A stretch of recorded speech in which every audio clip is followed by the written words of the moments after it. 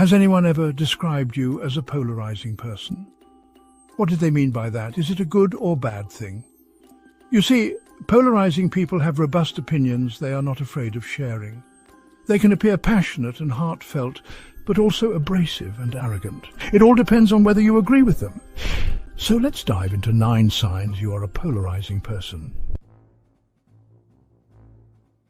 First up, you're opinionated and not afraid to speak your mind. Polarizing people don't sit on the fence.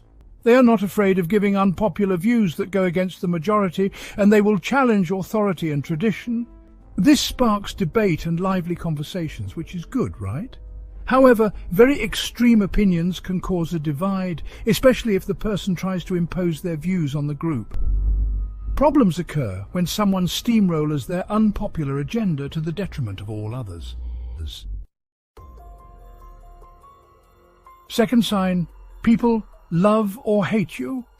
Because you speak your mind, people either get you or don't understand you. To some, you're the funniest person they know. Others can't stand being around you. There's no middle ground with polarizing people. Your friends will passionately defend you, whereas others think you're rude, disrespectful, arrogant, attention-seeking, and loud. Friends of yours love spending time with you. They don't understand why others don't like you. And third, you don't care what people think about you. Are you dismissive of others? Do you have a small circle of close friends? A polarizing person doesn't suck up to those around them. They don't bother with small talk or talking rubbish just to be polite. As such, you either end up as a close friend or misunderstood.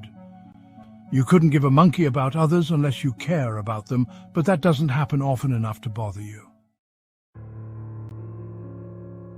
You stand out from the crowd.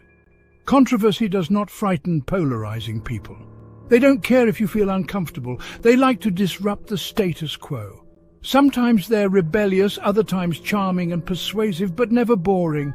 They leave an impression wherever they go, whether it's their outrageous dress sense, dry sense of humor, or outlandish views. Polarizing people are unique and divide opinion. You push boundaries. You're not afraid to push boundaries or cross the line. As a polarizing person, you ask the difficult or impertinent questions because you'd rather disrupt the peace than settle for a peaceful time. Perhaps you don't stop the discussion when it gets awkward. You are the person sticking their head above the parapet or disagreeing with the group. There's an edge with a polarizing person which challenges others. You poke and prod until you get a reaction. You want to shake up the world. Some people think you are arrogant. Polarizing people are confident, but can appear arrogant.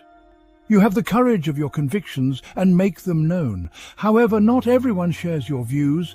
Those with decidedly opposing views may feel disrespected, abused, or dismissed. You're not afraid to say no. Call it arrogance or self-confidence, but you don't feel the need to please people. If you don't want to do something, you won't.